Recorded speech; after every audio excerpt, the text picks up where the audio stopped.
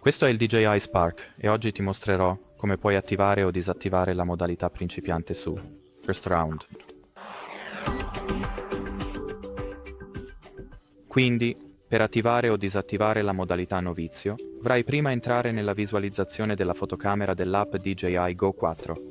Ora, apri le impostazioni toccando quei tre puntini orizzontali che troverai nell'angolo in alto a destra dello schermo. Ora seleziona la categoria impostazioni MC, questo è il primo icona che troverai. In questa lista, scorri verso il basso e cerca l'interruttore della modalità principiante, che puoi attivare per entrare nella modalità principiante. Oppure, se sei abbastanza sicuro delle tue abilità di pilotaggio o volo, puoi disattivarla, andando nella stessa pagina delle impostazioni e disattivando l'interruttore della modalità principiante. E beh, per quanto riguarda questo video è tutto qui, quindi grazie per aver guardato e arrivederci.